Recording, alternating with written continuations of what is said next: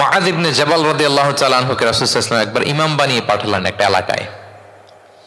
তো ওই এলাকার লোকেরা ছিল শ্রমজীবী সাহাবী, শ্রমজীবী। উট ব্যবহার করে সেখান থেকে কুয়া থেকে পানি নিয়ে খেজুর গাছের মধ্যে দিত। সারাদিন যখন কষ্ট করতো, হার্ড ওয়ার্কিং করতো, বিকেলে ক্লান্ত হয়ে পড়তো। তো উনি মাগরিবের নামাজে সূরা বাকারা দিয়ে একবার তেলাওয়াত শুরু করলেন। সূরা বাকারা কোরআনের সবচাইতে ছোট সূরা নাকি সবচাইতে বড়? তো উনি যখন বাকারা দিয়ে নামাজ শুরু করলেন, এক শ্রমজীবী সাহাবী এসে আর কন্টিনিউ করতে পারছেন না, এত লম্বা কেরাত কিভাবে পারবেন, তো ক্লান্ত শ্রান্ত পরিশ্রান্ত। উনি রেগে নামাজ ছেড়ে দিয়ে একা একা নামাজ পড়ে রাসূল সাল্লাল্লাহু আলাইহি ওয়াসাল্লামের কাছে যে অভিযোগ করলেন, নালিশ করলেন। বললেন, ইয়া রাসূলুল্লাহ, দেখেন এমন একজনকে ইমাম করে আমাদের এলাকায় অ্যাসাইন করেছেন, উনি মাগরিবের নামাজে পড়তেছেন সূরা বাকারা, আর আমরা সবাই শ্রমজীবী কৃষিজীবী মানুষ। রাসূল সাল্লাল্লাহু আলাইহি ওয়াসাল্লাম রেগে গেলেন। মুআয ইবনে জাবালকে ডেকে বললেন, মুআয আফাতানুন আনতা ইয়া মুআয, তুমি কি ফিতনা ছড়াচ্ছ সমাজে? তোমাকে পাঠিয়েছি কমিউনিটির ইউনিটি ধরে রাখার জন্য। আফাতানুন আনতা ইয়া মুআয, হে মুআয, তুমি কি সাব্বিহ ইসমা রাব্বিকাল আ'লা এই সূরা পারো না? ওয়াশ-শামসি ওয়া দুহাহা এই সূরাটা পারো না? ওয়াদ-দুহা ওয়াল-লাইলি ইযা সাজা এটা মুখস্থ নাই? এই ছোট ছোট সূরাগুলো থাকতে তুমি বাকারা দিয়ে পড়তে গেলা কেন? সুবহানাল্লাহ, সুবহানাল্লাহ, আল্লাহু আকবার। দেখেন ইসলাম কতটা ফ্লেক্সিবিলিটিতে বিশ্বাসী। সহজ সহজ করে ইসলাম সবকিছু উপস্থাপন করে। এজন্য নন মুসলিমরা যখন দেখে যে ইসলামের মধ্যে এরকম ফ্লেক্সিবিলিটি আছে, তারা ইসলামের প্রতি আকৃষ্ট হয়। আলহামদুলিল্লাহ। আচ্ছা বলেন তো, বিয়েতে মোহরানা দেয়া কি? সবাই বলুন। একজন বলছে ফরজ। সবাই বলুন, বিয়েতে মোহরানা দেয়া কি? ওয়া আতুন নিসা সাদাকাতিহিন্না নিহলা, সানন্দ চিত্তে স্বামীদেরকে আল্লাহ বলছেন তোমরা তোমাদের মোহরানা ডৌরি দিয়ে দাও, দিতেই হবে। অনেক এটা দেয় না, ঠিক না, দিয়ে দিতে হবে। তো দেয়া ফরজ। মোহরানা দেওয়ার মতো অর্থ এক সাহাবীর নাই। এক সাহাবী বলেন, ইয়া রাসূলুল্লাহ বিয়ে করব, মোহরানা আছে? নাই। তো না থাকলে কি বিয়ে করবা কি করে? এখন যাকে পছন্দ করছে ওই নারীকে জিজ্ঞেস করতেছে, তুমি কি কোরআন পারো? মেয়ে বলে, না আমি তো কোরআন পারি না। তো যিনি যে সাহাবী বিয়ে করবেন ওনাকে বলেন, তুমি কোরআন পারো? হ্যাঁ আমি তো অনেকগুলো সূরা পারি। তখন রাসূল সাল্লাল্লাহু আলাইহি ওয়াসাল্লাম ওই কন্যাকে, মেয়েকে ডেকে বলল যে তুমি তো সূরা পারো না, তোমার হবু হাজবেন্ড অনেকগুলো কোরআনের সূরা পারে, তো তোমাকে তোমার স্বামী প্রতিদিন কিছু না কিছু সূরা মুখস্থ করাই দিবে, এটাই হয়ে যাবে তোমার বিয়ের মোহর।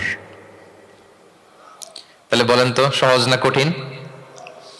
সূরা সফের দুটি আয়াত ৮ নম্বর এবং ৯ নম্বর দুটি আয়াত তেলাওয়াত করেছি।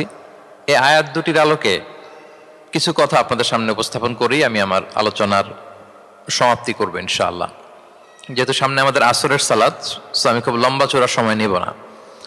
আয়াত দুটিতে আল্লাহ তাআলা বলছেন যে যারা ইসলামকে পছন্দ করে না, যারা ইসলাম বিরোধী শক্তি, যারা ইসলামের ধ্বংস চায়, তারা চায় তাদের মুখের ফুৎকারে ইসলামের আলোকে তারা নিভিয়ে দিবে। কিন্তু আল্লাহর ফয়সালা হচ্ছে আল্লাহ তার দিনকে, দিনের জ্যোতিকে পূর্ণরূপে বিকশিত করবেন, যদিও এটা কাফেররা অপছন্দ করে। সুবহানাল্লাহ। এবং তিনি আল্লাহ তাআলা রাসূলকে প্রেরণ করেছেন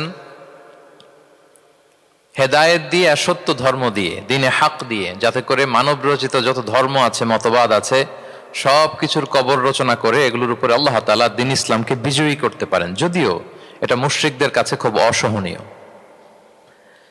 তাহলে এই আয়াত দুটি থেকে আমরা বুঝতে পারলাম যে ইসলামের বিজয় অবশ্যম্ভাবী। এই পৃথিবীতে ইসলামের বিজয়, অগ্রগতি, অগ্রযাত্রা কেউ ঠেকিয়ে রাখতে পারবে না। কিন্তু ইসলাম বিরোধীরা চায় ইসলামের অগ্রযাত্রাকে তারা নিভিয়ে দিবে, ইসলামের জ্যোতিকে মুখের ফুৎকারে নিভিয়ে দিবে। আওয়াজ করে বলেন তো, কাফিররা, ইসলাম বিরোধীরা মুখের ফুৎকারে আল্লাহর এই দিনের জ্যোতি বা আলোকে কি কখনো নিভাতে পারবে? বলেন, কোশ্চিনকালেও পারবে না। তারা নানা ষড়যন্ত্র করে, তারা নানা ধরনের চক্রান্ত করে, কূটকৌশল করে, আমাদেরকে আমাদের ভূমি থেকে উচ্ছেদ করে, আমাদের ভূখণ্ডে বোমা নিক্ষেপ করে, নানা ধরনের ষড়যন্ত্রের ছক এঁকে আমাদের নওজওয়ানদেরকে শহীদ করে, গ্লোবাল সমুদ ফ্লোটিলার মতো নৌবহরকে আটকে দিয়ে ওরা ভাবে যে ওরা ইসলামের বিজয়কে ঠেকায় ফেলবে। আসলে কি পারবে? না। আল্লাহ বলেন, আমি ইসলামের জ্যোতিকে পূর্ণরূপে বিকশিত করব। আল্লাহু আকবার। এটাকে কেউ ঠেকাতে পারবে না। তাহলে ইসলামের বিজয় অবশ্যম্ভাবী। এটা হচ্ছে আজকের আমার আলোচনার টপিক, যে ইসলামের বিজয় এটা অবশ্যম্ভাবী, অ্যাবসলিউটলি অ্যাবসলিউট, এটা হবেই। এটাকে কেউ ঠেকাতে পারবে না। ওয়াদাটা কার বলেন তো? সবাই একটু আওয়াজ করে বলুন, ওয়াদা কার? এটা আল্লাহর ওয়াদা যে আল্লাহ তাআলা তার জমিনে তার দিনকে তিনি বিজয়ী করবেন, ডমিনেন্ট করবেন, পাওয়ারফুল করবেন। পৃথিবীর কোন শক্তি ইসলামের এই বিজয়কে, অগ্রযাত্রাকে আটকাতে পারবে না। ইসলামের বিজয় সুনিশ্চিত। ইসলাম বিজয়ী হবেই, আপনাকে নিয়ে বা আপনাকে ছাড়া, আমাকে নিয়ে কিংবা আমাকে ছাড়া। আই রিপিট, আমি আবারও বলছি, ইসলামের বিজয় হবেই হবে, আপনাকে সহ বা আপনাকে ছাড়া, আমাকে সহ বা আমাকে ছাড়া বিজয় হবেই। সো আমি যদি এই মহাবিজয়ের একটা অংশীজন হতে পারি, এটা আমার জন্য লাখ। কি বলেন? এই বিজয়ের পার্ট যদি আমি হতে পারি, এই ভিক্টরির একটা পার্ট যদি, অংশ যদি হতে পারি, তো এটা আমার জন্য ব্লেসিংস, আমার সৌভাগ্য। ঠিক কিনা বলেন? এখন বলেন, আমরা সেই সৌভাগ্যের অধিকারী হতে চাই কি চাই না? হতে চাই না সবাই? আল্লাহ তাআলা কবুল করুক, আমরা পড়ি আমিন। তাহলে আল্লাহর ওয়াদা, ইসলামের বিজয় হবেই হবে, সুনিশ্চিত, কোনো সন্দেহ নাই। কেউ এই বিজয়কে ঠেকাতে পারবে না। ইসলামের বিজয় হবে আমাকে নিয়ে বা আমাকে ছাড়া, আপনাকে নিয়ে বা আপনাকে ছাড়া, বিজয় হবেই। তবে আমরা যদি লেগে থাকতে পারি, এটা আমাদের জন্য সৌভাগ্যের। এবং আমরা যদি দেখি আল্লাহ রাসূল সাল্লাল্লাহু আলাইহি ওয়া আলিহি ওয়াসাল্লাম, তিনিও এরকম ভবিষ্যৎবাণী তিনি করে গিয়েছেন যে ইসলামের বিজয় অবশ্যম্ভাবী। মুসনাদে আহমদ ইবনে হাম্বলের হাদিস তিনি বলেন, লা ইয়াবলুগান্না হাযাল আমরু মা বালাগাল লাইলু ওয়ান নাহার ওয়ালা ইয়াতরুকুল্লাহু বাইতা ওয়াবার ওয়ালা মাদার ইল্লা আদখালাহুল্লাহু হাযাদ দ্বীন। এই দিন ইসলাম, এই লা ইলাহা ইল্লাল্লাহর বাণী পৌঁছে যাবে গোটা বিশ্বব্যাপী। যেখানে দিন হয়, রাত হয়, দিন রাত্রির আবর্তন পৃথিবীর যেখানে ঘটে, সেখানেই কালেমার বাণীকে পৌঁছে দিবে কে? এই পৃথিবীতে এমন কোনো কাঁচা পাকা ঘর থাকবে না যে এই ঘরে লা ইলাহার বাণী পৌঁছাবে না। সুবহানাল্লাহ। পৃথিবীতে এমন কোনো জায়গা থাকবে না, এটা হোক মরুভূমি, হোক জঙ্গল, হতে পারে পাহাড়, হতে পারে কোনো আদিবাসী নৃগোষ্ঠী থাকে, পৃথিবীর এমন কোনো জায়গা থাকবে না যেখানে লা ইলাহার বাণী পৌঁছাবে না, পৌঁছে যাবে। সহিহ মুসলিমের আরেক বর্ণনায় আল্লাহ রাসূল সাল্লাল্লাহু আলাইহি ওয়া আলিহি ওয়াসাল্লাম তিনি বলেন, ইন্নাল্লাহা যাওয়ালি আল আরবা ফারাআইতু মাশারিকাহা ওয়া মাগারিবাহা ওয়া ইন্না মুলকা উম্মতি সায়াবলুগু মা যুবিয়া লি মিনহা। তিনি বলেন, আল্লাহ তাআলা গোটা বিশ্বটাকে ছোট করে একটা রেপ্লিকা বানিয়ে আমার চোখের সামনে তুলে ধরেছেন। আমি পৃথিবীর প্রাচ্য পাশ্চাত্য সবটুকুন দেখেছি, আর আমি যদ্দূর দেখেছি ঠিক তদ্দূর কালেমার বাণী পৌঁছে যাবে। সুবহানাল্লাহ পড়বেন না? তার মানে গোটা বিশ্বব্যাপী ইসলামের সুমহান বাণীকে পৌঁছে দিবে কে? আল্লাহ পৌঁছে দিবেন। আল্লাহর ওয়াদা আর নবী আলাইহিস সালামের ভবিষ্যৎবাণী। তো ইসলামের এই বিজয়ের অংশী যেন আমরা হতে পারি, আল্লাহ আমাদেরকে তৌফিক দান করুক। আপনি যদি বর্তমান পৃথিবীর দিকে তাকান, তাহলে দেখবেন যে ইসলামের বিরুদ্ধে এত ষড়যন্ত্র, এত কনস্পাইরেসি, এত অত্যাচার, অপারেশন, এত কিছুর পরেও ইসলাম হচ্ছে world's fastest growing religion right now. পৃথিবীর সবচাইতে গ্রোয়িং রিলিজিয়ান হচ্ছে ইসলাম, সবচাইতে। আপনি দেখেন, জরিপ চালিয়ে একটু খোঁজ খবর নিয়ে দেখেন, সারা ওয়ার্ল্ডে দ্য ফাস্টেস্ট গ্রোয়িং রিলিজিয়ান হচ্ছে ইসলাম। সবচাইতে বাড়ন্ত, যেই ধর্মের ভেতরে মানুষ বানের পানির মতো প্রবেশ করছে, সেই ধর্মটার নাম কি? ইসলাম। মানুষ প্রবেশ করছে বানের পানির মতো। আপনি পশ্চিমা বিশ্বে দেখেন, প্রতি জুমাবারে অনেক অমুসলিম, নন মুসলিম, ইহুদি, খ্রিস্টান, এইথিস্ট, সংশয়বাদী, অ্যান্টাগনিস্ট, তারা এসে শাহাদা বাণী পড়ে মুসলমান হয়ে যাচ্ছে প্রতি জুমাবার, নারী পুরুষ নির্বিশেষে, আস্তিক নাস্তিক নির্বিশেষে প্রতি জুমাবারে তারা এসে শাহাদা পড়ে মুসলমান হয়ে যাচ্ছে। এটা তো মসজিদের খবর। রাস্তাঘাটেও আমাদের পশ্চিমা বিশ্বের দায়ীরা রাস্তার মধ্যেও দাওয়াতি কাজ করে, আলহামদুলিল্লাহ। এটাকে স্ট্রিট দাওয়া বলে। এই যে এরকম টেবিল নিয়ে বসে কোরআনের ট্রান্সলেশন নিয়ে, কিছু ইসলামের সহজ সরল বই নিয়ে তারা নন মুসলিমদের সাথে ইসলাম নিয়ে কথা বলে, আর ওরা খুব ফ্রেন্ডলি মানুষের সাথে মেশে কথা বলে, ফলে ইজিলি তাদেরকে অ্যাপ্রোচ করা যায়। তো তাদেরকে অনেকে জিজ্ঞেস করে যে তোমার ধর্ম কি, তোমার বাবার ধর্ম কি, what do you think about life after death, মৃত্যুর পরের জীবন নিয়ে তোমার ভাবনা কি, তোমার দাদা কোথায় গেল, তোমার বাবা কোথায়, তো চলে গেছে, তুমিও কোথায় যাবা। এইভাবে যখন জিজ্ঞেস করে নন মুসলিমদেরকে, তাদেরকে যখন ভাবায়, ভাবাতে ভাবাতে ভাবাতে ভাবাতে ইসলামের বাণীগুলো যখন তাদের সামনে পেশ করে, তারা যখন কনভিন্সড হয়, অনেক খ্রিস্টিয়ান, অনেক জুইশ, অনেক নন মুসলিম ওই রাস্তার ওই দাওয়া কাজের মধ্যে, স্ট্রিট দাওয়াতেই ওইখানেই ঘোষণা দেয় আশহাদু আল্লা ইলাহা ইল্লাল্লাহ ওয়া আশহাদু আন্না মুহাম্মাদান আবদুহু ওয়া রাসূলুহু। রাস্তায় আধা ঘন্টা দাওয়া কাজের মধ্যেই ওরা কনভিন্সড হয়ে মুসলমান হয়ে যায়। World's fastest growing religion. গোটা বিশ্বব্যাপী এভাবে ইসলামকে আল্লাহ তাআলা ছড়িয়ে দিচ্ছেন, গোটা বিশ্বব্যাপী ছড়ায় যাচ্ছে। কেউ এর অগ্রগতিকে থামায় রাখতে পারবে না, অসম্ভব। দেন কোশ্চেন হচ্ছে, এত এত ধর্ম থাকতে, এত এত ডক্ট্রিন থাকতে, মতভেদ থাকতে ইসলামের গ্রোথ এত বেশি কেন? গোটা বিশ্বতে দেখি মুসলমানরা মার খায়, ফিলিস্তিনে মার খাচ্ছে, আরাকানে মার খাচ্ছে, কাশ্মীরে মার খাচ্ছে, সব জায়গায় আমরা অপ্রেসড। তারপরেও মানুষের এত অ্যাট্রাকশন কেন ইসলামের প্রতি? ইসলাম থেকে তো মানুষ ভয়ে ভাগার কথা ছিল। ইসলামোফোব যেভাবে তারা ডিজাইন করেছে ওয়ার্ল্ড ওয়াইড, ইসলামের ব্যাপারে একটা ভীতি যেভাবে আন্তর্জাতিকভাবে ছড়িয়ে দেওয়া হয়েছে, এখন তো ইসলাম থেকে দূরে যাওয়ার কথা ছিল, কি বলেন? কিন্তু তার বিপরীতে বানের পানির মতো মানুষ ইসলাম ধর্মে ঢুকছে, লা ইলাহা পড়ে তারা সৌভাগ্যবান হচ্ছে। এর কারণটা কি? আজকে আমরা এই কারণটা উদ্ধার করবার চেষ্টা করব, যে কেন হওয়ার কথা ছিল ইসলামের কথা শুনলে মানুষ ভয় পাবে না, সে নন মুসলিমরাই ইসলামের সুশীতল সুমহান বাণীর নিচে আশ্রয় নিচ্ছে। এর কারণটা কি? এই কারণগুলো আজকে আমরা বলবো।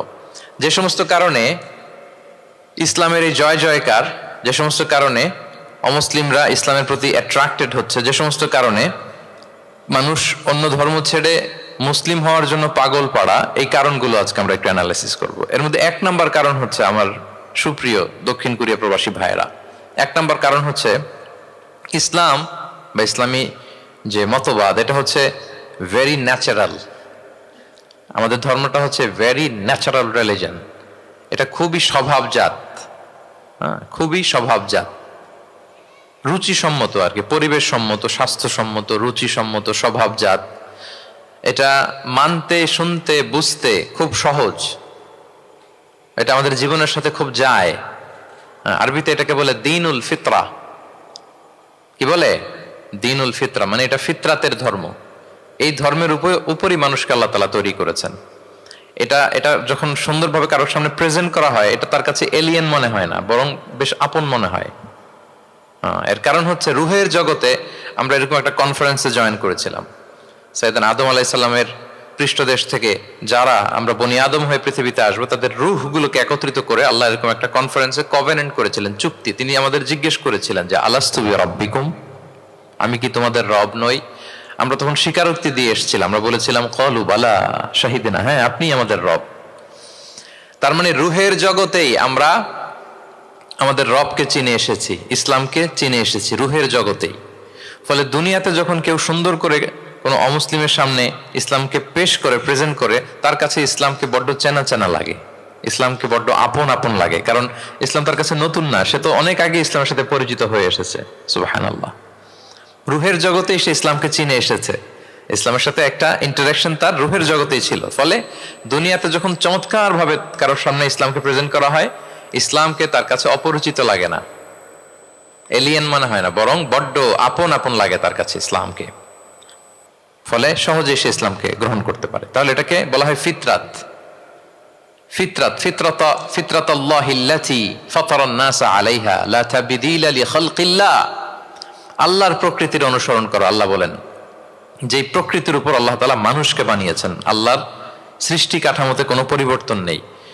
তাহলে সবাই এই ফিতরাত ইসলামের উপরই জন্মায়।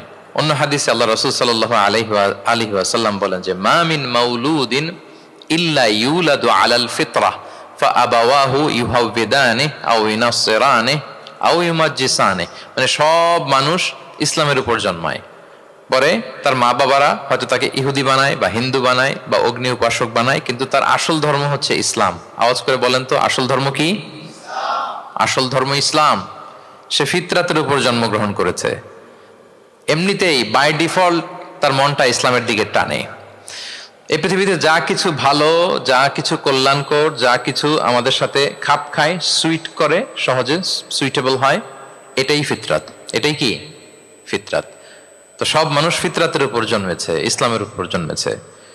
মেরাজের রাতে রাসূল সাল্লাল্লাহু আলাইহি ওয়াসাল্লামকে দুইটা পেয়ালা দেয়া হয়েছে। তিনি বললেন উতি চুবি ইনা আইন, আমাকে জিব্রাইল আলাইহিস সালাম দুইটা বাটি দিল বা পেয়ালা দিল, ফি আহাদিহিমা লাবান ওয়া ফিল আখারি খামর, এর একটার মধ্যে ছিল দুধ আর একটা মদ, আমি দেখতে পাচ্ছিলাম না কোনটাই কি। আমাকে যখন দেয়া হলো ফা আখাযতুল লাবান, আমি দুধের বাটি নিলাম। তখন জিবরিল আলাইহিস সালাম বললেন আসবতাল ফিতরা, আপনি ফিতরাতটাই নিয়েছেন, মানে যেটা ভালো ওইটাই নিয়েছেন, যেটা আপনার সাথে সুইট করে ওইটাই নিয়েছেন। সুবহানাল্লাহ পড়েন। তাহলে ইসলাম হচ্ছে দ্বীনুল ফিতরাহ, এটা ফিতরাতি ধর্ম, এটা অতিরিক্ত চাপিয়ে দেয়া না, এটাই আমাদের ধর্ম। এজন্য ইসলামকে প্রেজেন্ট করলে আমাদের সামনে সুন্দরভাবে, এটা আমাদের কাছে অস্বাভাবিক মনে হয় না, খুবই স্বাভাবিক মনে হয়, ভেরি ন্যাচারাল মনে হয় ইসলামকে আমাদের কাছে। এটা হচ্ছে ফিতরাতের ধর্ম। এই কারণে অমুসলিমরা ইসলামের প্রতি আকৃষ্ট হচ্ছে, কারণ ইসলাম মানা, ইসলাম বোঝা, ইসলামকে প্র্যাকটিস করা মানুষের জন্য সহজ। এটা স্বভাবজাত ধর্ম, তার এটা ভেরি ন্যাচারাল, প্রাকৃতিক, রুচিসম্মত, স্বভাবসম্মত। এজন্য ইসলামের প্রতি মানুষ আকৃষ্ট হয়। এই পয়েন্টটাকে সবাই বুঝতে পেরেছেন? দ্বীনুল ফিতরা বুঝতে পেরেছেন সবাই? আচ্ছা, এটা হচ্ছে ন্যাচারাল রিলিজিয়ন, এই কারণে মানুষ আকৃষ্ট হয়। 2 নাম্বার, ইসলামের প্রতি এত আকৃষ্ট হওয়ার কারণ হচ্ছে দ্য ইউনিভার্সালিটি অফ ইসলাম। আরবিতে এটাকে বলে আল উমুম, মানে ইসলামের সার্বজনীনতা। ইসলাম হচ্ছে ভেরি ওপেন মাইন্ডেড রিলিজন, সবাইকে অ্যাকোমোডেট করতে পারে। পৃথিবীতে যত ফেইথ আছে, Islam is more accommodative than any other faith. যে কোনো ফেইথ বা বিশ্বাসের চেয়ে ইসলাম ভেরি অ্যাকোমোডেটিভ, সবার জন্য খোলা। The door of Islam is open for everybody 24/7। যখনই কেউ আসতে চায় ইসলামে, ওয়েলকাম। একজন খ্রিস্টান ভাই যদি বলে যে আমি মুসলিম হতে চাই, তার জন্য কোনো বাধা আছে বলেন? আমাদের পক্ষ থেকে কোনো না আছে নাকি? আচ্ছা, কোনো ইহুদি যদি বলে মুসলিম হব, কোনো সমস্যা? কোনো নাস্তিক যদি বলে, কোনো পাহাড়ি নিগোষ্ঠী চাকমা যদি বলে, কোনো সমস্যা আছে? নাই। কিন্তু আপনি যদি বলেন যে আমার ইহুদি হতে বড্ড মন চায়, আমি এখন মুসলিম তো, আমি ইসলাম ছেড়ে দিয়ে ইহুদি হতে চাই, ইহুদি হতে পারবেন? পারবেন না। যদি জেনে না থাকেন জেনে নেন, চাইলেই কেউ ইহুদি হতে পারে না। ইহুদি হতে হয় বাই বর্ন, জন্মসূত্রে। তাও আবার বাবা ইহুদি হইলে হবে না। কি আজীব তামাশা! মা ইহুদি হইতে হবে। ইহুদি মায়ের পেট থেকে যদি কেউ জন্মায় তাইলে সে ইহুদি। কিন্তু আমাদের ধর্মে এরকম নিয়ম আছে বলেন তো? না। তাহলে ইসলামটা হচ্ছে সার্বজনীন, এখানে কোনো সাম্প্রদায়িকতা নেই, কারণ ইসলাম সকল সম্প্রদায়ের জন্য এসেছে। আলহামদুলিল্লাহ পড়েন। ইসলামের সাম্প্রদায়িকতা আছে না, এটা সকল সম্প্রদায়ের জন্য এসছে। যেমন দেখেন, ইসলামের রব আল্লাহ তাআলাকে আল্লাহ কিভাবে পরিচয় করায় দিচ্ছেন। আল্লাহ বলছেন সূরা ফাতিহার শুরুতে, আমরা প্রতিদিন এটা রিসাইট করি, আমরা পড়ি আলহামদুলিল্লাহি রাব্বিল, সবাই পড়েন আলহামদুলিল্লাহি রাব্বিল আলামিন। প্রশংসা সেই আল্লাহর যিনি হচ্ছেন রব্বুল আলামিন, মানে জগৎ সমূহের রব। তিনি সবার রব। কার রব? সবার রব।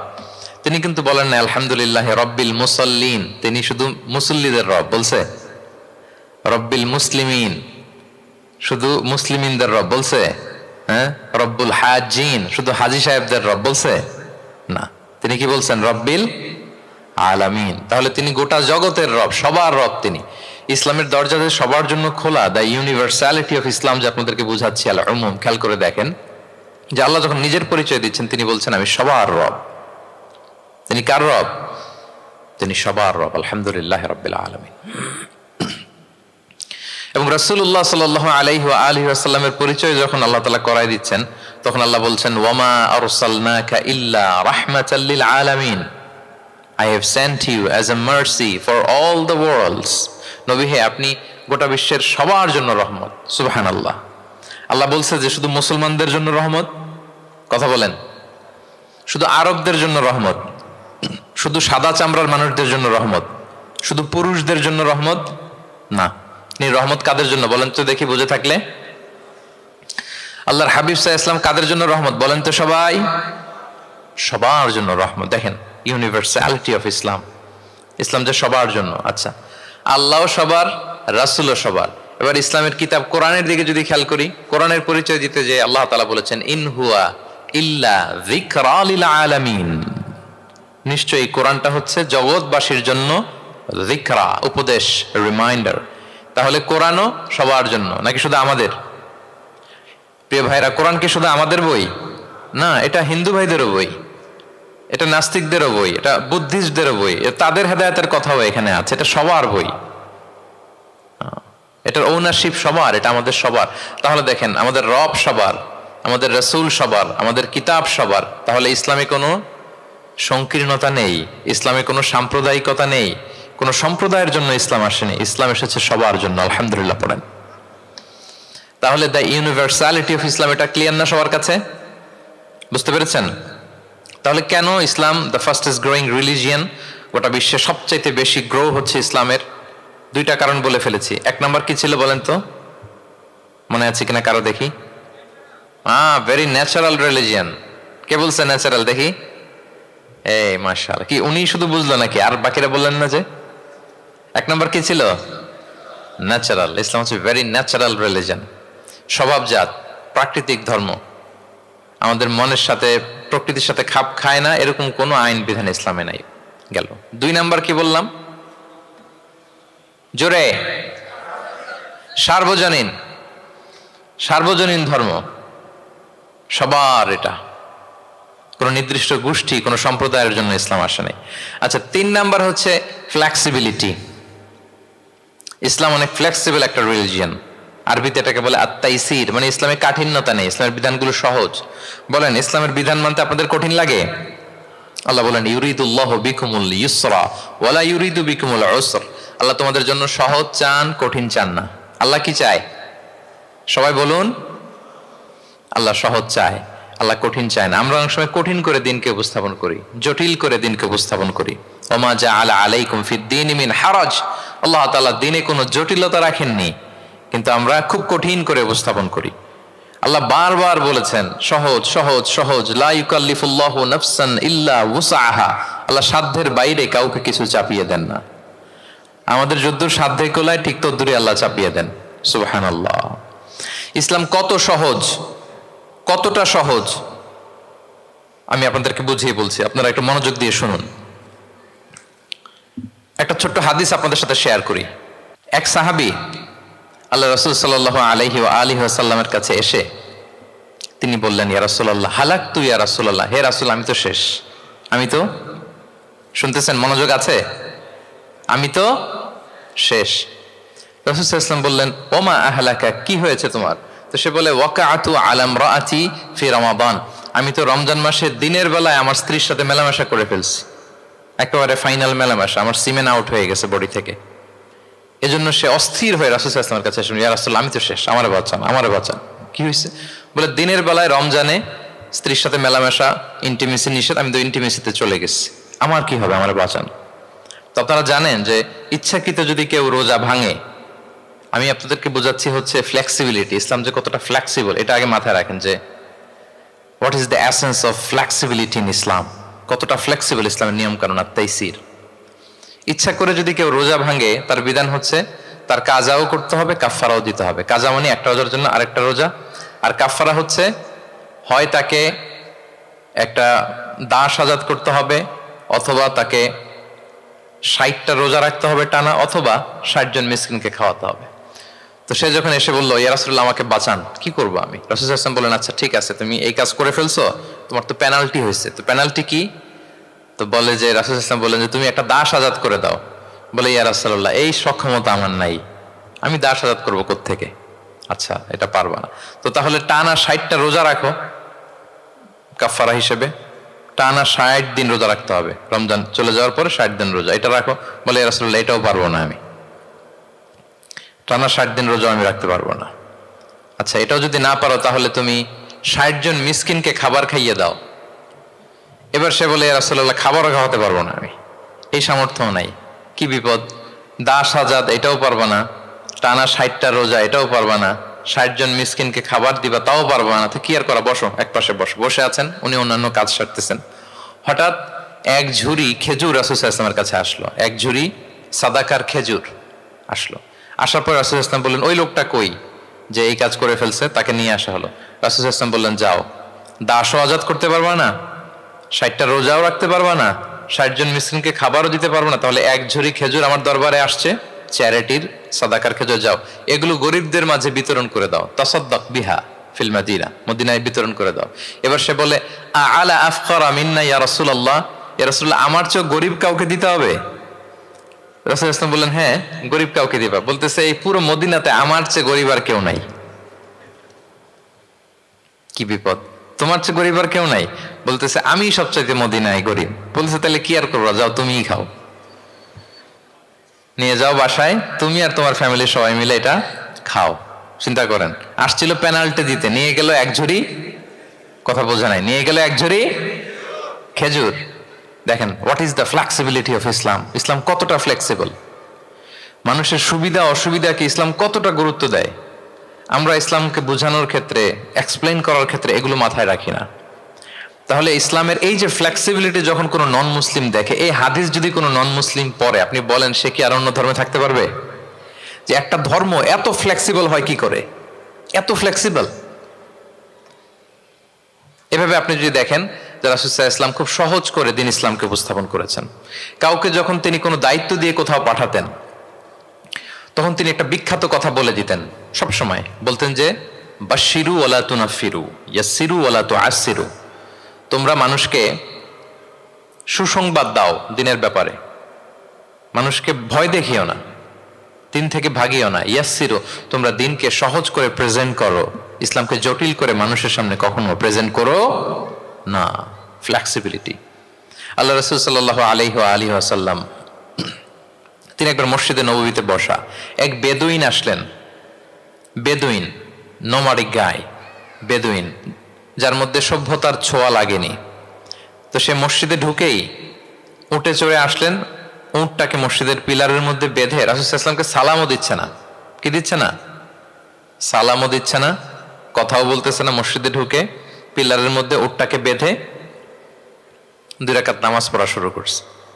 2 রাকাত নামাজের পরে দোয়া করতেছে। কি দোয়া জানেন? দোয়ায় বলতেছে আল্লাহুম্মা আরহামনি ওয়া মুহাম্মাদা ওয়ালা তারহাম মা'ানা আহাদা।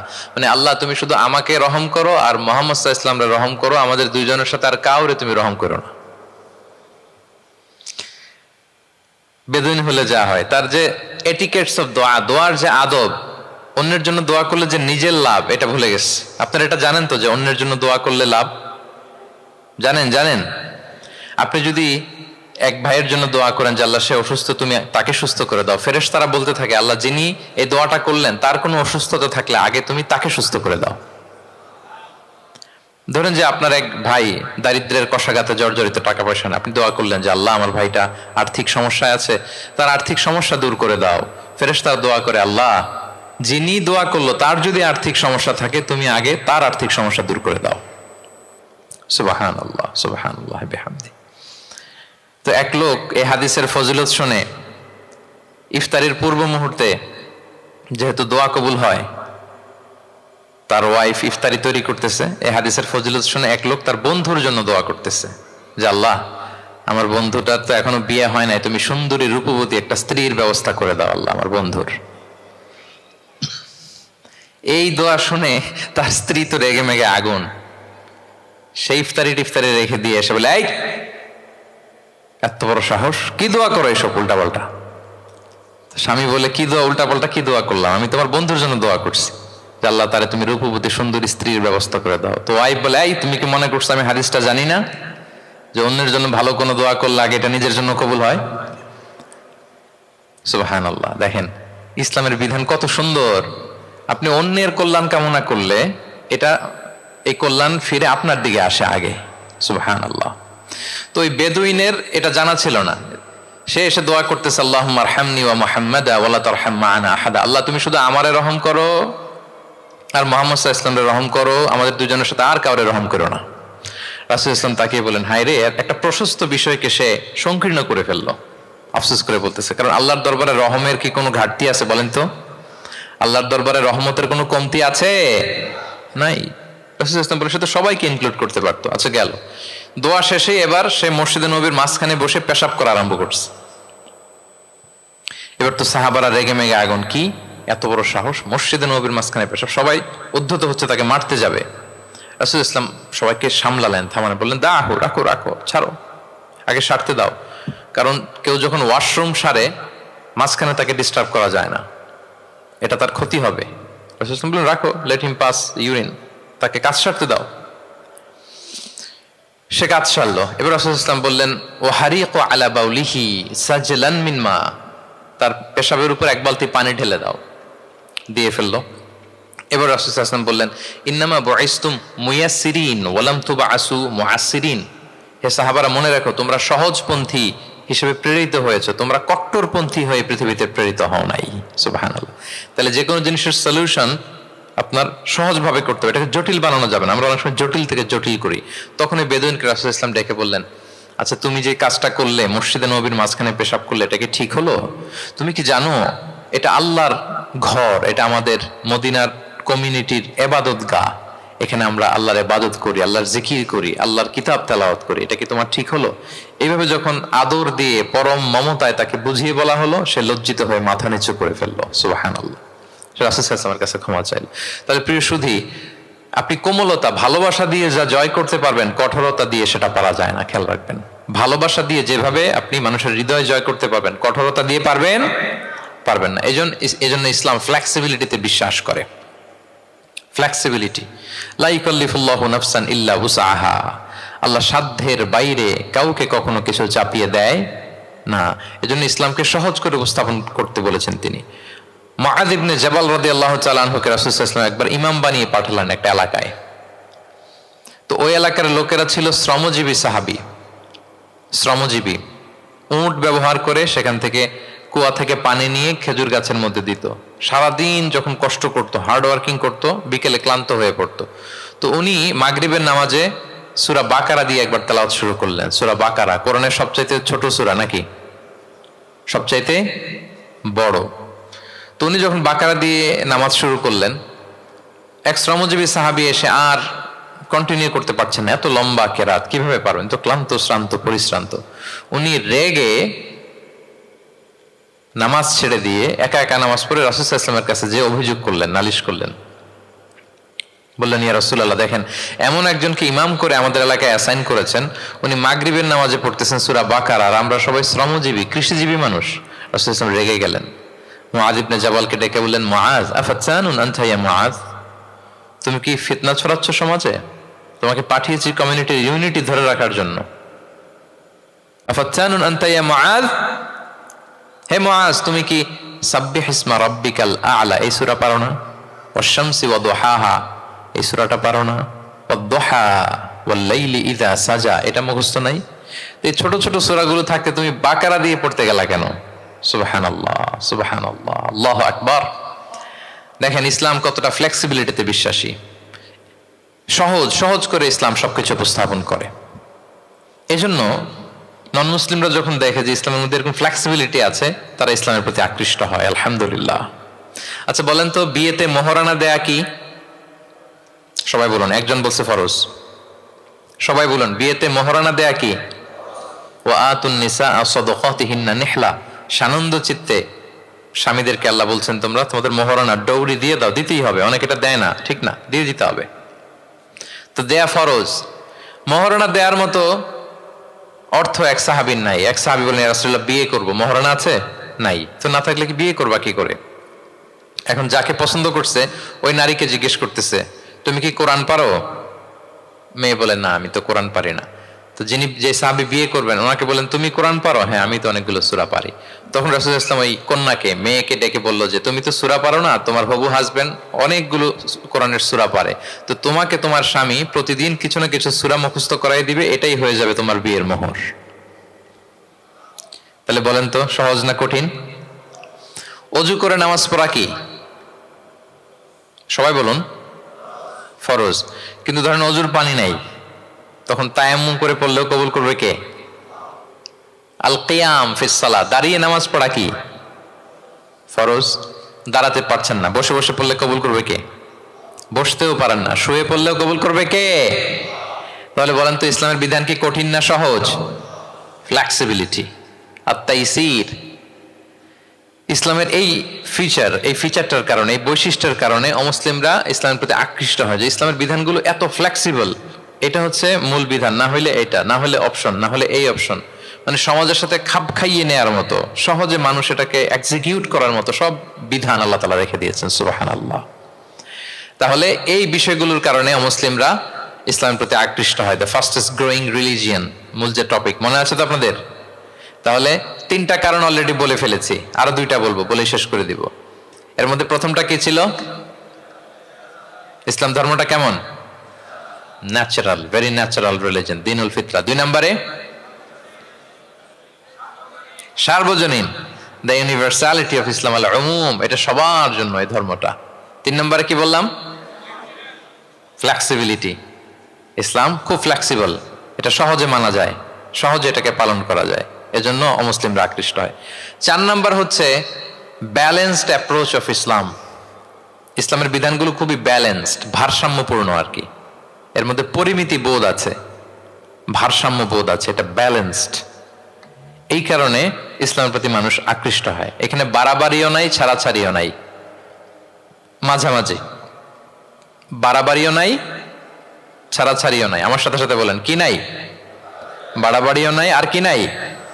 ছাড়াছাড়িও নাই, বরং মাঝামাঝি, ব্যালেন্সড অ্যাপ্রোচ। ইসলামের সবকিছু দেখবেন ব্যালেন্সড।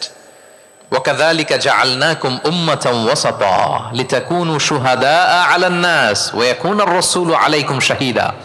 অনুরূপভাবে আমি তোমাদেরকে ব্যালেন্স জাতি বা মধ্যমপন্থী জাতি হিসেবে তোমাদেরকে পৃথিবীতে প্রেরণ করেছি, যাতে করে তোমরা অন্য জাতির উপর সাক্ষী হতে পারো, আর নবী হতে পারেন তোমাদের উপর সাক্ষী।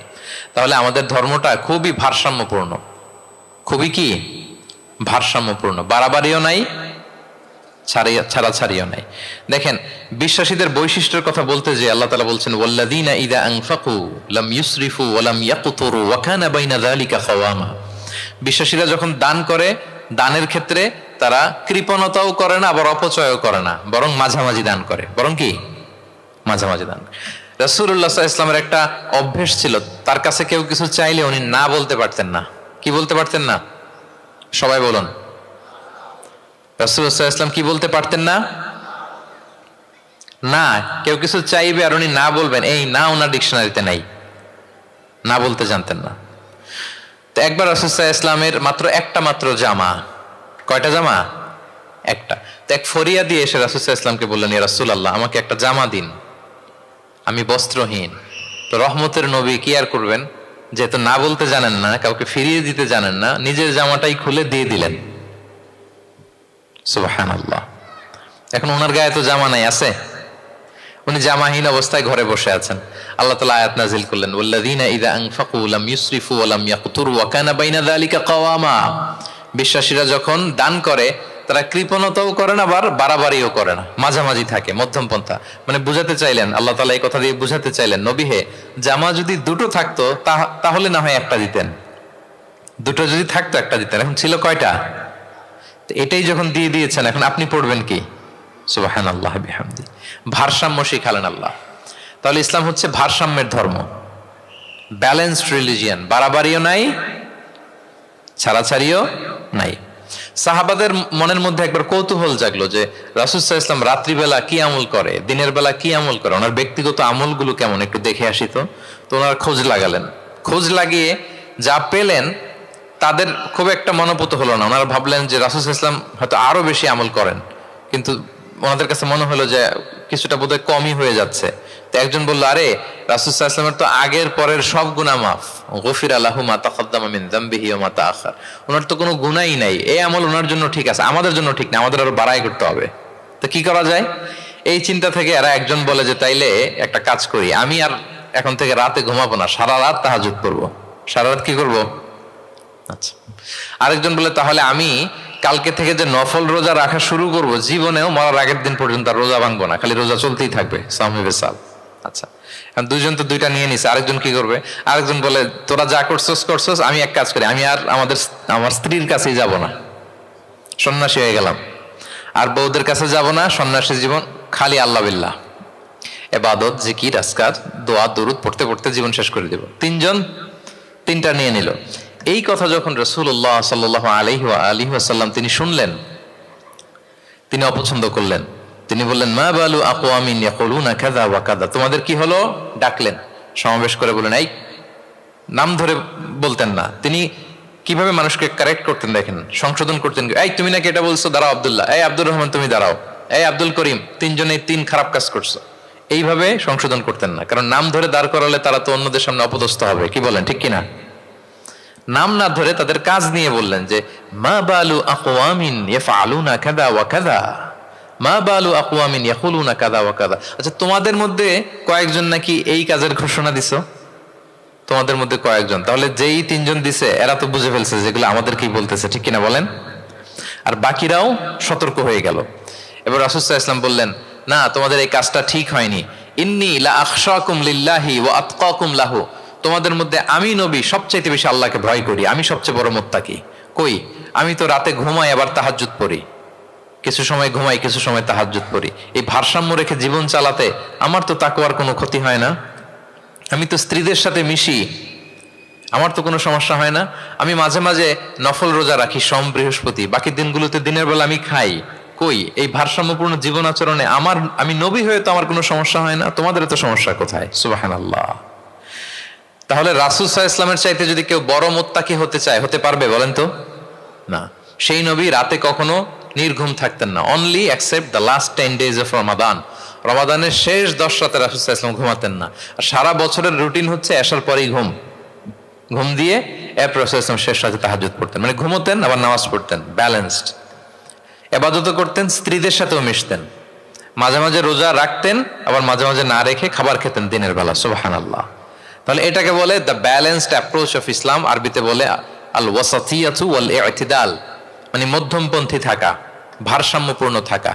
ইসলামের অনন্য একটা বৈশিষ্ট্য হচ্ছে এই আল ওয়াসাতিয়া, মানে দ্য ব্যালেন্সড অ্যাপ্রোচ, ভারসাম্যপূর্ণ জীবন বিধান। এগুলো যখন অমুসলিমরা দেখে তারা অবাক হয়ে যায়। সম্মানিত সুধী, আপনারা যদি ঈসা আলাইহিস সালামের ব্যাপারে আমাদের আকীদা দেখেন, বিশ্বাস, তাহলে আরো ক্লিয়ার হবেন যে আমরা অন্য ধর্মের চেয়ে কিভাবে ভারসাম্যপূর্ণ। খেয়াল করে শুনুন, খুব মজার ঘটনা, মজার ব্যাপার। ঈসা আলাইহিস সালামের ব্যাপারে আমাদের যে বিশ্বাস বা আকীদা, এটার দিকে খেয়াল করলেই বুঝবেন যে আমরা কেমন করে ব্যালেন্সড। আচ্ছা, আপনারা কি কেউ জানেন খ্রিস্টানরা ঈসা আলাইহিস সালামের ব্যাপারে কি বলে? কেউ জানেন? জানলে বলুন। আল্লাহর, নাউযু বিল্লাহি মিন যালিক, ওনারা ঈসা আলাইহিস সালামকে বলে আল্লাহর ছেলে, the son of God, Jesus Christ is the son of God, আল্লাহর ছেলে, নাউজুবিল্লাহ। তাহলে দেখেন ওনার সম্মান বাড়াইতে বাড়াইতে কোথায় নিছে? খোদার চেয়ারে নিয়ে বসাইছে, তাই না? ঈসা আলাইহিস সালামকে খ্রিস্টানরা কোথায় বসাইছে? আল্লাহর চেয়ারে, আল্লাহর সন্তান বানাই ফেলছে, নাউজুবিল্লাহ। তাহলে বাড়াবাড়ি করলো, কি করলো? ঈসা আলাইহিস সালামের ব্যাপারে খ্রিস্টানরা কি করলো? বাড়াবাড়ি। আচ্ছা, আপনারা কি জানেন ইহুদিরা ঈসা আলাইহিস সালামের ব্যাপারে কি বলে? কেউ জানেন? তারা ঈসা আলাইহিস সালামকে ওয়ালাদু জিনা বলে, বাস্টার্ড বলে, নাউযু বিল্লাহ। কি বলে? জিনার সন্তান, মানে জারদ সন্তান বলে আল্লাহর এই নবীকে ইহুদিরা। তাহলে ওনাকে অপমান করতে করতে ছাড়াছাড়ি, যেটা নামাতে নামাতে কত নিচে নামাইছে দেখছেন? তাহলে এক ধর্ম ওনারে উঠাতে উঠাতে আল্লাহর চেয়ারে, আর এক ধর্ম ওনারে নামাতে নামাতে জমিনের নিচে। আমরা কি বলি ঈসা আলাইহিস সালামের ব্যাপারে? দেখেন, আমরা বলি ঈসা আলাইহিস সালাম হচ্ছে আব্দুল্লাহি ওয়া রাসূলুহু, তিনি আল্লাহর বান্দা এবং আল্লাহর রাসূল। আল্লাহর বান্দা বলার মধ্য দিয়ে আমরা খ্রিস্টানকে রিফিউট করি, খ্রিস্টান কমিউনিটিকে, তোমরা যে আল্লাহর চেয়ারে নিয়ে বসাইছো এটা ভুল, ওইখানে না, আরো নিচে নামাইতে হবে, উনি আল্লাহর বান্দা। আর রাসূলুহু, সম্মানিত রাসূল বলে আমরা ইহুদিদেরকে রিফিউট করি, তাদের জবাব দেই যে না, তোমরা একজন নবীকে যে অপমান করে বলেছো উনি বাস্টার্ড, না, উনি রাসূলুহু, আল্লাহর প্রেরিত রাসূল, এই বলে ওনার সম্মানকে আমরা উপরে উঠাই। তাহলে একদল নিছিল ওইদিকে, ওইখান থেকে নিচে নামায় নিয়ে আসি, একদল মাটির নিচে ঢুকাই দিছে, ওইখান থেকে উপরে উঠাই নিয়ে আসি, তাহলে আমরা মাঝামাঝি থাকি। সুবহানাল্লাহ পড়বেন না? ঈসা আলাইহিস সালামের ব্যাপারে আমাদের আকীদা হচ্ছে মানহাজুল ওয়াসাতিয়াতি ওয়াল ইতিদাল, আমরা মাঝামাঝি থাকি। আচ্ছা, আমাদের যে বোনদের পিরিয়ড হয় প্রতি মাসে, মেনস্ট্রুয়েশনাল পিরিয়ড হয়, খ্রিস্টানরা কি করে জানেন? কোনো বাজ বিছান নাই, পিরিয়ড আর নন পিরিয়ডের কোনো বাজ বিছান নাই, সারা মাস তারা তাদের স্ত্রীদের সাথে ইন্টিমেসিতে যায়। আচ্ছা, গেল, মানে বাড়াবাড়ি করলো, ছাড়াছাড়ি করলো। আর ইহুদিরা কি করে জানেন? ইহুদিরা বোনদের যখন পিরিয়ড হয় স্ত্রীদের, তখন স্ত্রীদের সাথে কোনো কথাবার্তা, স্পর্শ কিছুই করে না, এদেরকে ঘর থেকে বের করে দেয়। তাদের আলাদা একটা ঘর থাকে, যে 5 দিন 7 দিন বোনদের পিরিয়ড হয়, ওই বাসায় থাকো, ওই রুমে, পিরিয়ড ভালো হয়ে যাবে, এরপর আমার এখানে আসবে। দেখেন, একদল করছে বাড়াবাড়ি, আরেক দল ছাড়াছাড়ি, কিন্তু ইসলামের কত সুমহান বিধান। কত সুমহান বিধান, পিরিয়ড চলাকালীন সব করা যাবে, কিন্তু ফাইনাল ইন্টিমেসি ছাড়া, আরবিতে যেটাকে বলে আল জিমা, এটা ছাড়া। তাহলে দেখেন, এই যে ঈসা আলাইহিস সালাম এবং এই যে বোনদের পিরিয়ডের যে বিধান, এক্ষেত্রে আমাদের ভারসাম্যপূর্ণ বিধান ফুটে ওঠে, যেটাকে বলে ব্যালেন্সড অ্যাপ্রোচ অফ ইসলাম, ইসলামের ভারসাম্যপূর্ণ বিধান। তো ইসলামের এই ব্যালেন্সড অ্যাপ্রোচ যখন অমুসলিমরা দেখে, তারা ইসলামের প্রতি আকৃষ্ট হয়ে যায়। আলহামদুলিল্লাহ। তাহলে কয়টা বললাম? 1 নম্বরে ন্যাচারাল রিলিজিয়ন, 2 নম্বরে দ্য ইউনিভার্সালিটি অফ ইসলাম, সার্বজনীন, 3 নম্বরে ফ্লেক্সিবিলিটি, তাইসির, সহজ ইসলামের বিধান, 4 নম্বরে ব্যালেন্সড অ্যাপ্রোচ, ভারসাম্যপূর্ণ, বাড়াবাড়িও নাই, ছাড়াছাড়িও নাই। 5 নম্বরে সর্বশেষ আল ইনসানিয়া, এটাকে বলে রিলিজিয়ন অফ হিউম্যানিটি। ইসলাম মানবতার ধর্ম। কিসের ধর্ম? ইসলাম মানবতার ধর্ম। যখন এটা দেখে মুসলিমরা আর ধরে রাখতে পারে না নিজেকে। সুবহানাল্লাহ। ইসলাম কিসের ধর্ম? প্রত্যেক শ্রোতা বলবেন, অল অডিয়েন্স একসাথে বলেন, ইসলাম কিসের ধর্ম? মানবতার ধর্ম। মানুষকে ইসলাম সবচাইতে মর্যাদা দেয়। একবার এক ইহুদির লাশ যাচ্ছিল রাসূল সাল্লাল্লাহু আলাইহি ওয়াসাল্লামের সামনে দিয়ে। এই লাশ দেখে, ইহুদির লাশ দেখে নবী সাল্লাল্লাহু আলাইহি ওয়াসাল্লাম দাঁড়িয়ে গেলেন।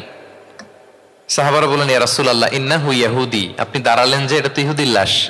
রাসূল সাল্লাল্লাহু আলাইহি ওয়াসাল্লাম বললেন, আওয়ালাইসাত নাফসান, এটা কি মানুষ না? সুবহানাল্লাহ পড়বেন না? আওয়ালাইসাত নাফসান, হোক না ইহুদি, হোক না খ্রিস্টান, হোক না মাজুসি, অগ্নি উপাসক, সে তো মানুষ। তাকে মানুষ হিসেবে কনসিডার করে তাকে সম্মান দিতে যে আমি দাঁড়িয়েছি। সুবহানাল্লাহ বিহামদি। তাহলে মানবতাকে ইসলাম গুরুত্ব দেয়, মানুষকে ইসলাম কি করে? গুরুত্ব দেয়। আল্লাহ বলেন, ওয়ালাকাদ কাররামনা বানি আদম, I have dignified the status of the sons of Adam. আমি বনি আদমের স্ট্যাটাসকে বাড়িয়েছি, মর্যাদাকে বাড়িয়েছি। মানুষ মাত্রই তার সম্মান আছে না নাই?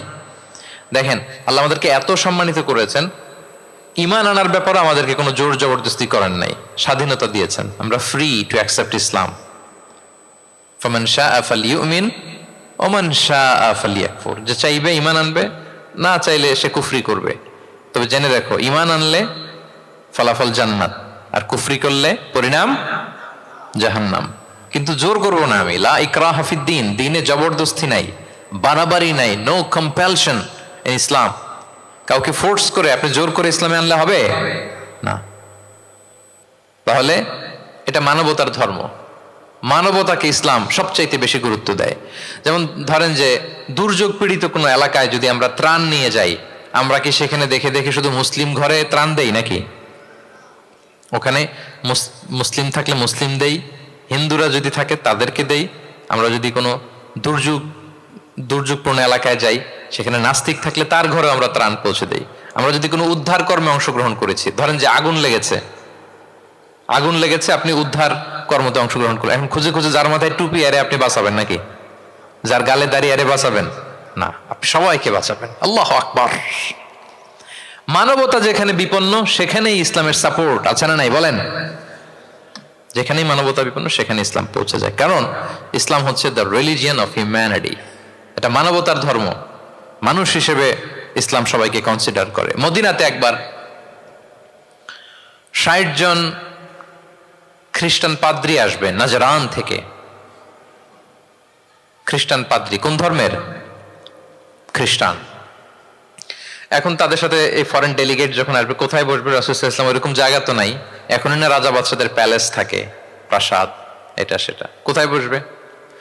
এক সাহাবী বলে, ইয়া রাসূলুল্লাহ, আমার কাছে খেজুর পাতা আছে, এটা বিছাই দেই, এটা একটা আসন করে এখানে বসি। রাসূল সাল্লাল্লাহু আলাইহি ওয়াসাল্লাম বললেন, না, এটা কেমন হয়?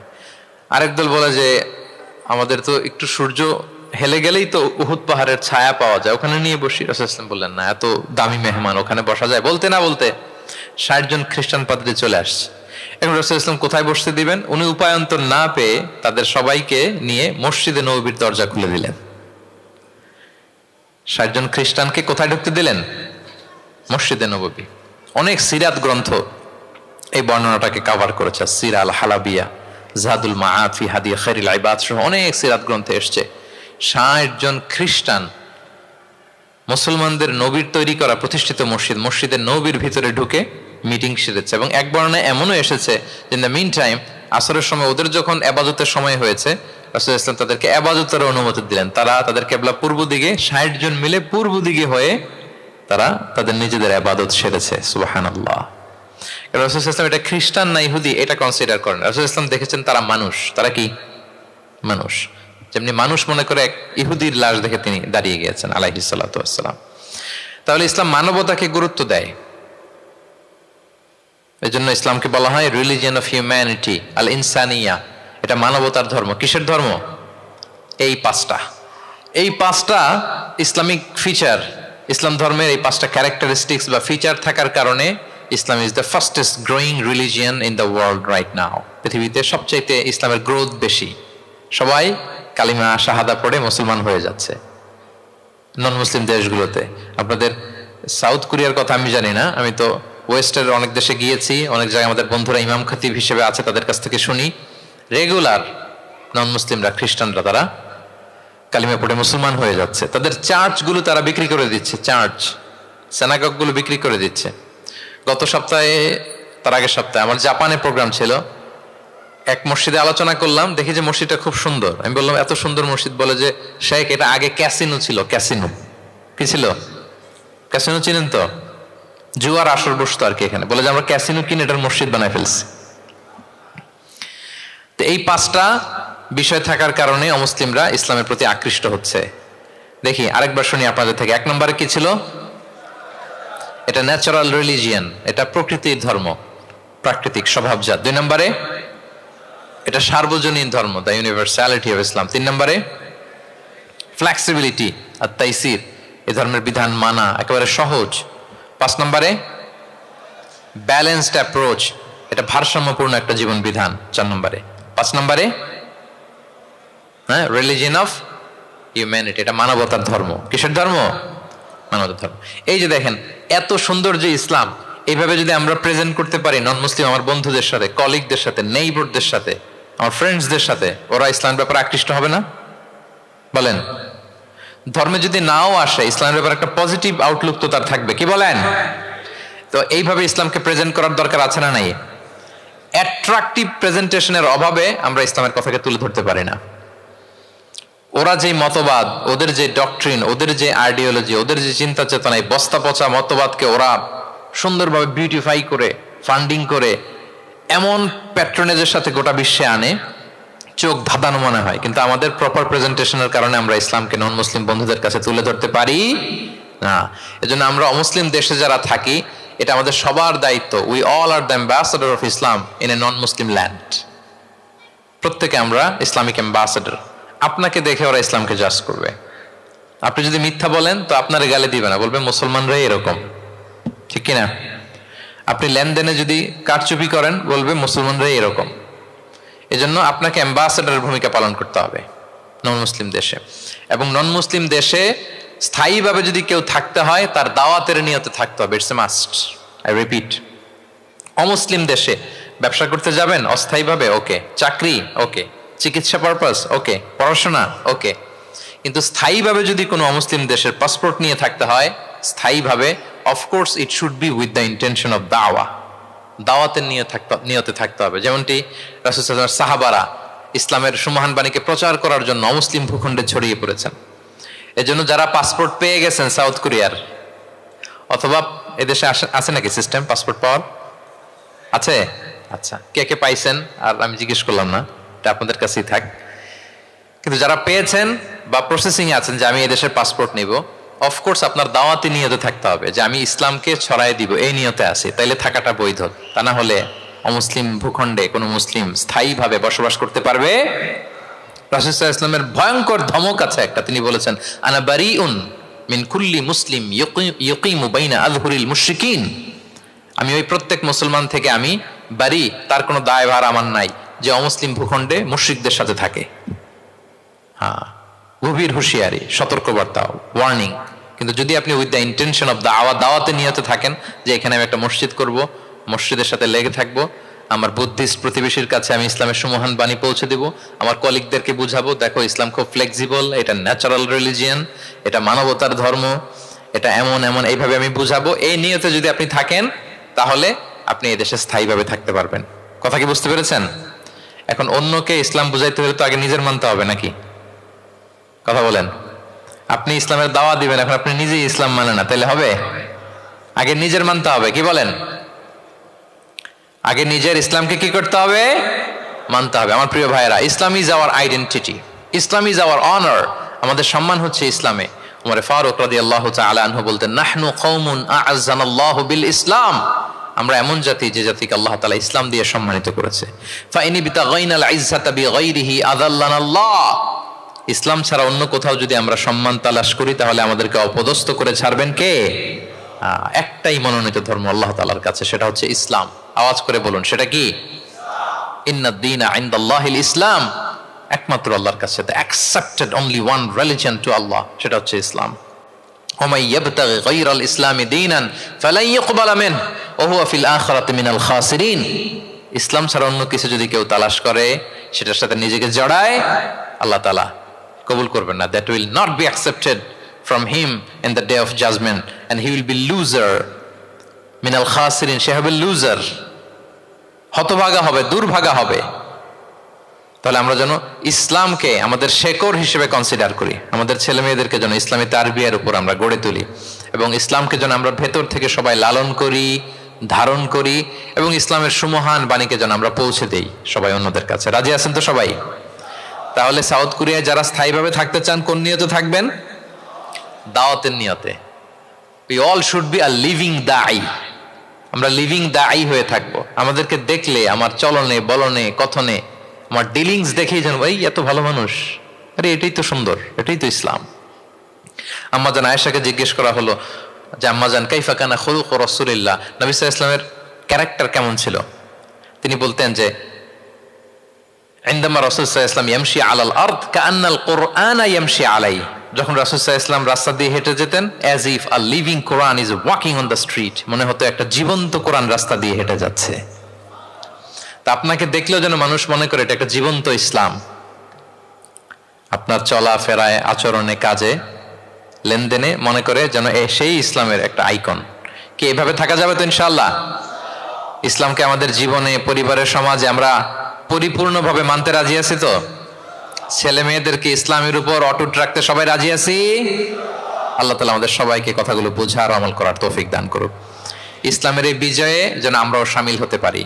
কোন অমুসলিমের, নন মুসলিমের, ষড়যন্ত্রকারীদের রক্তচক্ষু ইসলামের অগ্রযাত্রাকে ঠেকায় রাখতে পারবে না। আল্লাহ তার দিনের জ্যোতিকে পূর্ণরূপে বিকশিত করবেন, এবং দিনের বিজয়ের এই মহা সমারোহে আমরা যেন অংশীজন হতে পারি। আল্লাহ তাআলা আমাদের সবাইকে কথাগুলো বোঝার ও আমল করার তৌফিক দান করুক। হাযা মা ইনদি ওয়াল ইলমু ইনদাল্লাহি আলাইহি তাওয়াক্কালতু ওয়া ইলাইহি উনীব।